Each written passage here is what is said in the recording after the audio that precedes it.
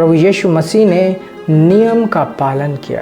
प्रभु यीशु मसीह हमारे नाम से आए थे, हमारे स्थान लेकर उसने हम सबका पाप अपने ऊपर लिया और नियम को पूरा किया। अभी जो हम परमेश्वर के साथ है वो हमारे कार्य को नहीं देखता, परंतु वो ये एक्सपेक्ट करता है कि हम आत्मा के साथ, आत्मा के द्वारा आत्मिक स्तर से जिए। हर एक व्यक्ति जो यीशु मसीह को प्रभु बोलता है अपने हृदय में विश्वास करते हुए, वो पवित्र आत्मा को ग्रहण करता है। पवित्र आत्मा के द्वारा वो नया जीवन प्राप्त करता है, वो नया जन्मता है। परमेश्वर का जो वचन है एक परमेश्वर के पुत्र के लिए दूध के समान है। ये वचन विश्वास का स्रोत है। आओ बढ़े। Grow bigger and better. It's time to make progress. It's time to achieve big. यीशु ने कहा कि तुम्हारी ज्योति इतनी चमके कि लोग तुम्हारे जीवन को देखकर परमेश्वर की महिमा करें। Let's get ready to move forward in life. परमेश्वर चाहता है कि आप आगे बढ़ें। रुकी हुई अवस्था में कभी भी परमेश्वर की महिमा नहीं होती। ये प्रोग्राम परमेश्वर के द्वारा अभिषेक है आप सबको आगे बढ़ाने के लिए। आओ बढ़े। Praise the Lord. Hallelujah. धन्यवाद परमेश्वर प्रभु यीशु मसीह के नाम में। तो धन्यवाद देते हैं उस सुंदर समय के लिए। और इस वक्त मैं प्रार्थना करता हूँ हर एक भाई और बहन के लिए जो हमें इस वक्त देख रहे हैं, हमारे साथ जुड़े हुए हैं, जिन्होंने अपना विश्वास हमारे साथ जोड़ा हुआ है। धन्यवाद पिता, धन्यवाद परमेश्वर। मैं प्रार्थना करता हूँ कि उनके हृदय और आत्मा खुले हों तेरे वचन के द्वारा बढ़ाए जाने के लिए, तेरे वचन को विश्वास और आनंद के साथ ग्रहण करने के लिए। धन्यवाद परमेश्वर, धन्यवाद पिता। तू सुंदर है, तू अच्छा है। सोखा पारादीश का फांगारादीस सोखो रहा था लखाबोस का प्रादहित ग्रीड इस सोखा रहा था। धन्यवाद पिता प्रभु यीशु मसीह के नाम में। आमेन, आमेन, आमेन। Praise God. मैं आप सबको इस बहुत ही सुंदर और अभिषेक प्रोग्राम आओ बढ़े में स्वागत करता हूँ और मैं परमेश्वर को धन्यवाद देता हूँ उन अनगिनत गवाहियों के लिए जो वो आपके जीवन में कर रहा है, जो सुंदर कार्य परमेश्वर आपके जीवन में कर रहा है। Praise God. आज एक बहुत ही इम्पोर्टेंट विषय में हम बात करेंगे। हम जब मसीह में हैं, अब जो हम मसीह में हैं, हम परमेश्वर से जन्मे हैं, परमेश्वर की संतान हैं।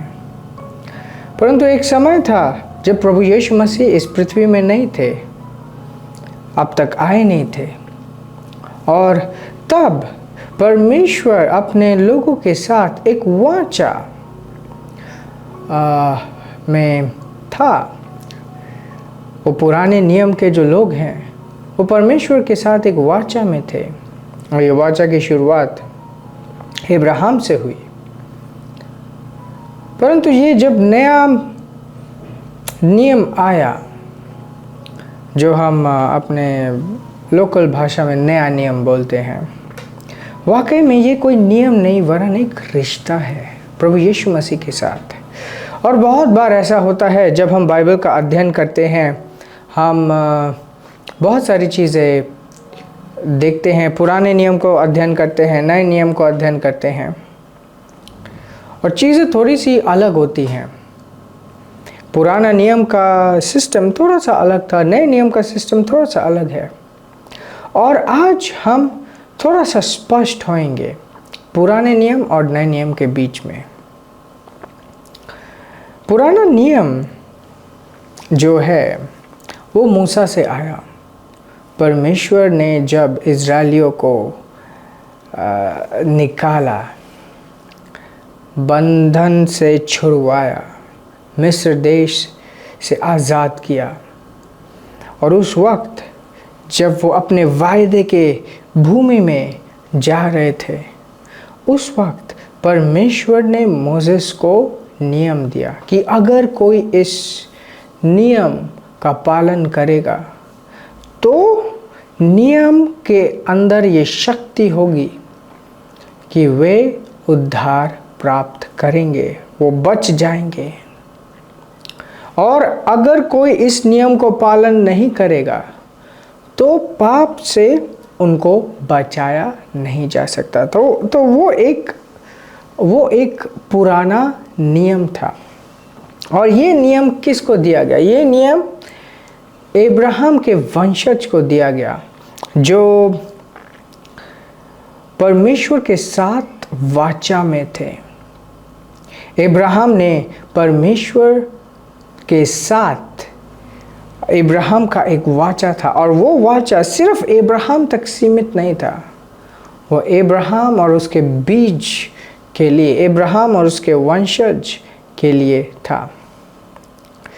तो पुराने नियम में अगर हम देखें तो वहाँ पे एक बहुत बड़ा एम्फेसिस है कि हमें नियमों को पालन करना है, फिर हमारे जीवन में उसकी आशीषें आएंगी, उसका उद्धार आएगा, उसका स्वास्थ्य, मतलब दिव्य स्वास्थ्य रहेगा, वो चंगाई देगा और हमें कामयाब बनाएगा। परंतु एक कमज़ोरी इस नियम में थी कि ये बहुत ही असंभव था कि कोई उन नियमों को पालन करे।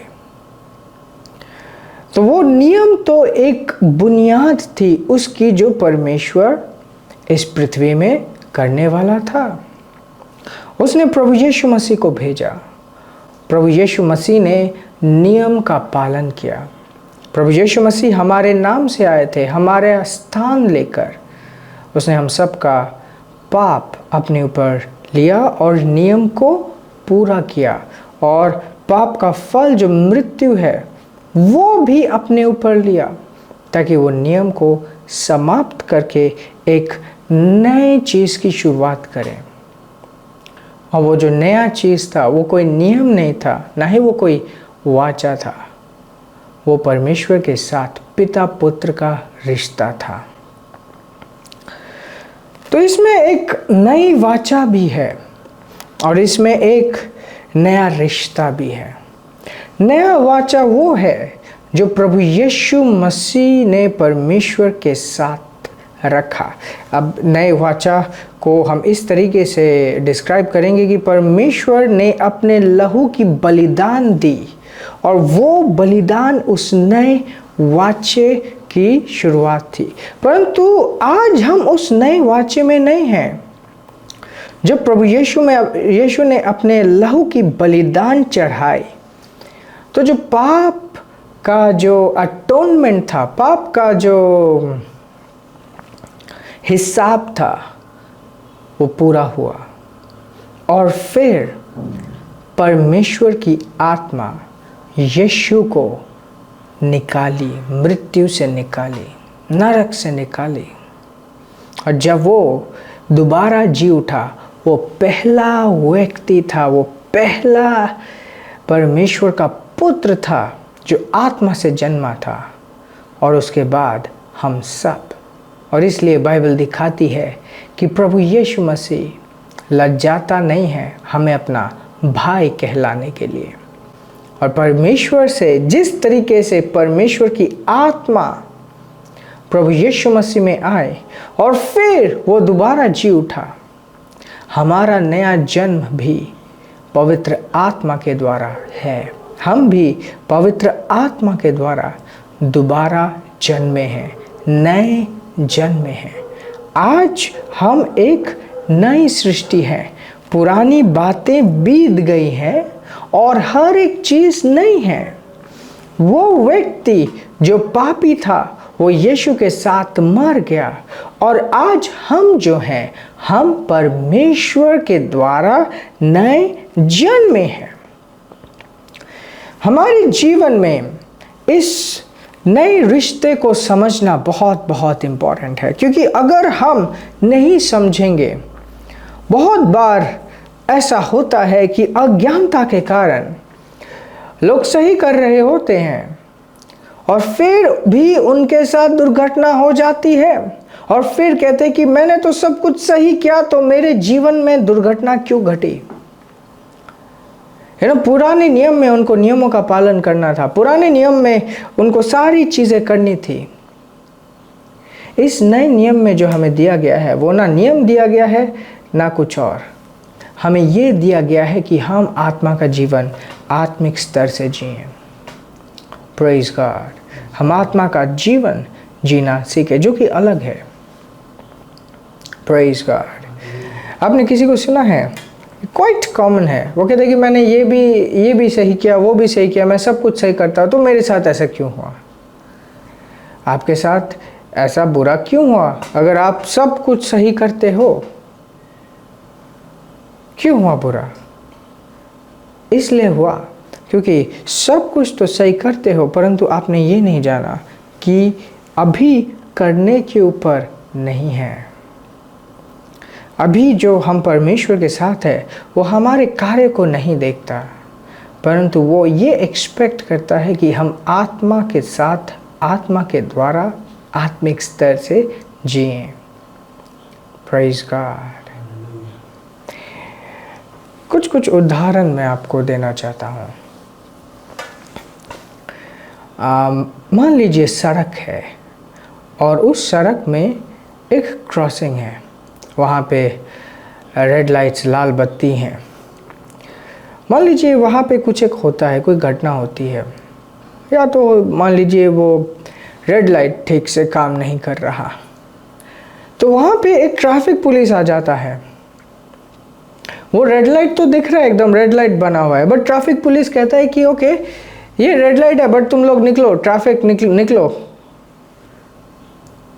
उस वक्त जो जनरल ट्रैफिक है वो ये नहीं देखता कि लाल लाइट है तो हमें रुकना है, वो ये देखते हैं कि ये तो ट्रैफिक पुलिस खुद है जो इस रेड लाइट का भी इंचार्ज है, वो खुद कह रहा है कि निकलो, तो उस रेड लाइट को हम बाईपास करके आगे बढ़ जाते हैं, हम उस ट्रैफिक पुलिस की सुनते हैं। ये नियम और रिश्ता, इस दोनों में भी ऐसा ही कुछ एक संपर्क है। परमेश्वर उस वक्त हमारे सामने नहीं आ सकता था क्योंकि पाप की दीवार हम में और परमेश्वर के बीच में थी, और इसलिए परमेश्वर ने ये नियम दिए गए ताकि हम परमेश्वर के लायक जीने पाए। और अगर हम इन नियमों को पूरा करेंगे तो हम मृत्यु नहीं देखेंगे।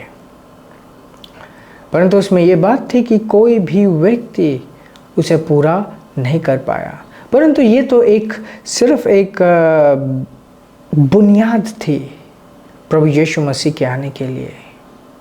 अब प्रभु यीशु मसीह जब आ गए हैं, पाप का हिसाब प्रभु यीशु मसीह कर चुके हैं, और जब यीशु ने पाप का हिसाब कर दिया, वो जो दीवार थी पाप की वो टूट गई, और ये संभव हुआ कि हम सब पवित्र आत्मा से भरे जाने पाए। ये संभव हुआ कि हम सब पवित्र आत्मा से ये भरे जाने पाए, और इनफैक्ट ये हुआ भी। प्रभु यीशु मसीह दोबारा जी उठे, इस पृथ्वी में कई दिनों दिखाई दिए, और जाने से पहले ये कह गए कि अभी तुम एक ही जगह पे रहो, परंतु जब मैं जाऊंगा मैं पवित्र आत्मा को भेजूंगा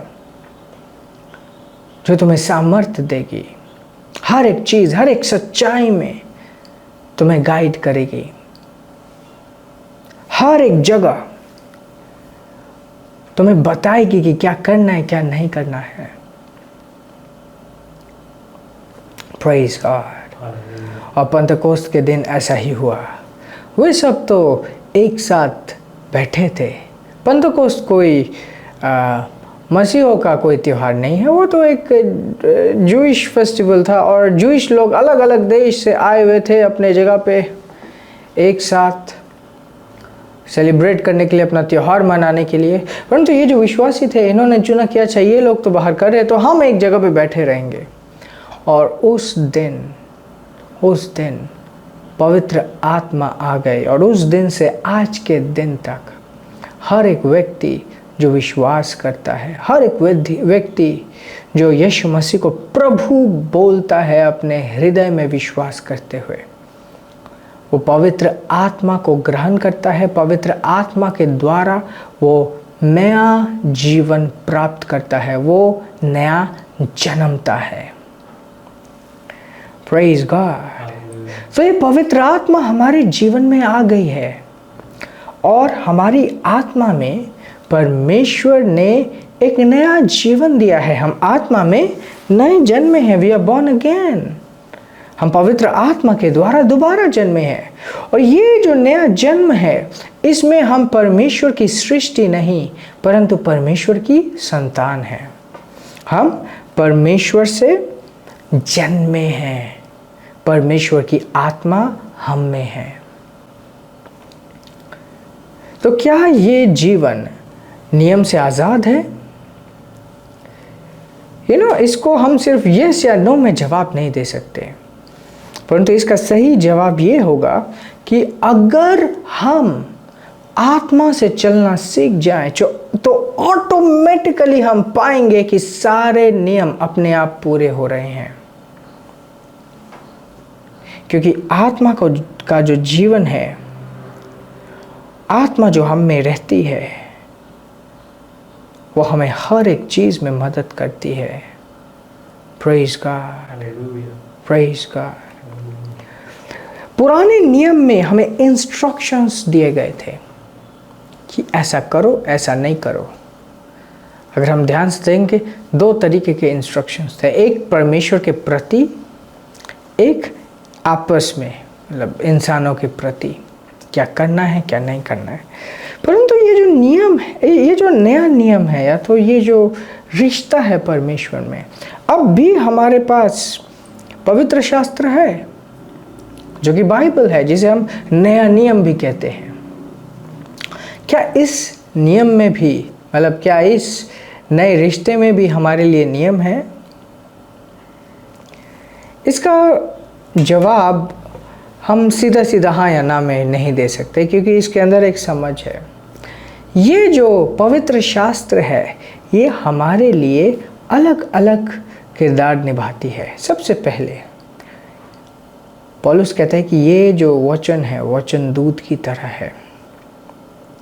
एक बच्चे को दूध की ज़रूरत होती है, उसी तरीके से परमेश्वर का जो वचन है, एक परमेश्वर के पुत्र के लिए दूध के समान है। ये वचन विश्वास का स्रोत है। जब वचन का अध्ययन करते हैं, वचन को सुनते हैं, हमारे जीवन में विश्वास आता है और हमारे आत्मिक जीवन में नरिशमेंट होता है। ये एक भोजन की तरह इस्तेमाल होता है। हमारी आत्मा ताकत पाती है, बल पाती है, जागती है, तंदुरुस्त होती है इस आत्मिक जीवन को जीने के लिए। जिस तरीके से भोजन क्या करता है, शारीरिक भोजन क्या करता है, किसी एक व्यक्ति को भोजन ना दो, एक दिन 2 दिन, तब तक उसकी हालत ऐसी हो जाएगी कि ओके, वो कुछ आराम से नहीं कर पाएगा, उसे कमजोरी महसूस होगी। आत्मा भी वैसा ही है। हमारी आत्मा जो परमेश्वर की आत्मा से घुल मिल गई है, उसको भी भोजन की ज़रूरत है। और ये जो भोजन है वो परमेश्वर का वचन है। अब परमेश्वर का वचन सिर्फ भोजन नहीं है। परमेश्वर का वचन हमारे जीवन का बीज भी है। बाइबल कहती है कि स्वर्ग और पृथ्वी टल जाएगी, परंतु ये वचन नहीं टलेगा। और इसलिए ये जो बीज है, ये अविनाशी बीज है। और पतरस ने बोला कि तुम अविनाशी बीज से नए जन्मे हो, जो कि परमेश्वर का वचन है। इसका अर्थ क्या हुआ? जब हम विश्वास किए, जब हम सुसमाचार को सुने, ये सुसमाचार का वचन हमारे पास आया और उस वचन के साथ विश्वास आया हमारे जीवन में। और जब हमने उस विश्वास को रिस्पॉन्ड किया, उस विश्वास को ग्रहण किया, हमारे अंदर नया जन्म हुआ। इस नए जन्म का बीज तो जो था वो सुसमाचार का वचन था। वो वचन का बीज हम में आया और हम वचन से दोबारा जन्मे हैं। वचन से हम सच्चाई जानते हैं। परमेश्वर के वचन से हम अपने आप को बेहतर देख पाते हैं। परमेश्वर का वचन हमारे लिए एक दर्पण है। दर्पण मतलब खुद को देखने का जरिया। इसमें हमें पता चलता है कि क्या हमारा है, क्या परमेश्वर ने हमें दिया है मसीह यीशु में, क्या हमारे हक हैं मसीह यीशु में। Praise God. हम कौन हैं, हम कैसे हैं, हमारा क्या है, ये सारी चीज़ें हम परमेश्वर के वचन में देखते हैं और हम उन वचनों को हम मनन करते हैं। उन वचनों को मनन करते हैं और अपने दिमाग को, अपने शारीरिक दिमाग को उन वचनों के अनुसार हम बदलते हैं, हम रिन्यू करते हैं, नया बनाते हैं। And that is also very, very important. That's also very, very important. You know, जब हम अपने दिमाग को दोबारा बनाते हैं, नया करते हैं, अपडेट करते हैं, तो हम पाते हैं कि अपने आप पवित्र आत्मा की सामर्थ हमारे जीवन में जाग रही है। पवित्र आत्मा की शक्ति हमारे जीवन में और बढ़ रही है, बेहतर हो रही है, शक्तिशाली हो रही है, जो कि बहुत बहुत ज़्यादा इम्पोर्टेंट है, बहुत बहुत ज़्यादा इम्पोर्टेंट है। तो पुराना नियम और नए नियम को एक उदाहरण से मैं आपको बताना चाहता हूँ। एक विवाह में एक पति और पत्नी जुड़ते हैं और विवाह एक वाचा की तरह होती है। विवाह एक वाचा की तरह होती है। वाचा का अर्थ है दोनों के बीच में एक पवित्र संबंध कि अच्छा एक दूसरे के लिए वे जिएंगे, एक दूसरे के साथ रहेंगे, एक दूसरे के प्रति वफादार रहेंगे और अपने परिवार को भी वो आगे बढ़ाएंगे। जब उन दोनों के विवाह का फल एक बच्चे के रूप में आता है, वो बच्चा कौन से कॉन्ट्रैक्ट में है, वो बच्चा कौन से नियम में है, वो ना ही किसी कॉन्ट्रैक्ट में है ना ही किसी नियम में है, वो तो सिर्फ जन्मा है। और वो जो जन्मा है वो एक कहाँ से जन्मा, वो एक रिश्ते या तो क्या एक कॉन्ट्रैक्ट, एक विवाह का फल हुआ। वो विवाह का फल। वैसे ही हम वाचा के फल हैं। वाचा के फल, नियम दिया गया, वाचा दिया गया, उसे पूरा किया गया और फिर हम आए पवित्र आत्मा से दोबारा जन्मे, परमेश्वर के संतान, परमेश्वर के पुत्र, परमेश्वर से जन्मे, पवित्र आत्मा को धारण करने वाले। Praise God, praise God. तो हम इस स्थान में नहीं हैं जब हमें सिर्फ ये ध्यान रखना है कि क्या हमने किया और क्या हमने नहीं किया, वरंतु परमेश्वर ने हमें जो जीवन दिया है, ये आत्मा का जीवन, इस आत्मा के जीवन को हमें जीना है। आत्मा के जीवन को हमें जीना है। हम परमेश्वर से जन्मे हैं और इस पृथ्वी में परमेश्वर ने हमें अपनी आत्मा से भरा है। हम वचन का अध्ययन करते हैं, वचन को मनन करते हैं, पवित्र आत्मा के साथ संगति करते हैं और आत्मा के वरदानों को अपने जीवन में पूरा इस्तेमाल करते हैं। Praise God, praise God, praise God. So आज ये जो मैंने आपसे बात की, ये एक बहुत इंफॉर्मेटिव सब्जेक्ट है। मुझे यकीन है आपने बहुत सारी चीज़ें सीखी, समझी, जानी। लास्ट में एक कंक्लूजन मैं आपको देना चाहता हूँ। जब हम नए जन्मे, ये फ़र्क नहीं पड़ता हमारा क्या उम्र था। कुछ लोग बचपन में नए जन्मे, कुछ लोग बड़े होकर नए जन्मे, और कुछ लोग जन्म से ही नए जन्मे हैं। एक विश्वासी के घर में जो बच्चा जन्मता है वो नया जन्मा ही जन्मता है। ये फ़र्क नहीं पड़ता। जिस तरीके से शारीरिक परिपक्वता की ज़रूरत है, कोई भी बच्चा जब जन्म लेता है इमीडिएटली वो अगले ही दिन नौकरी करने नहीं जाता। उसका बचपन होता है, वो खेलता है, कूदता है, सीखता है, समझता है, गिरता पड़ता, मिस्टेक्स भी करता है। अगर वो अच्छे घर में जन्मा हो तो फाइनली वो एक अच्छा व्यक्ति बनता है। अच्छी परवरिश और अच्छे चुनाव के वजह से वो एक बेहतर इंसान बनता है। उसी तरीके से ये फ़र्क नहीं पड़ता कि आप 60 साल में प्रभु यीशु मसीह को जाने या 5 साल में प्रभु यीशु मसीह को। जब भी आप नए जन्मे, वहाँ से आपकी आत्मिक शिशु अवस्था की शुरुआत हुई। वहाँ से आप मसीह में एक नई शुरुआत लेकर आए। Praise God. और ये एक सुंदर शुरुआत है, एक वंडरफुल शुरुआत है।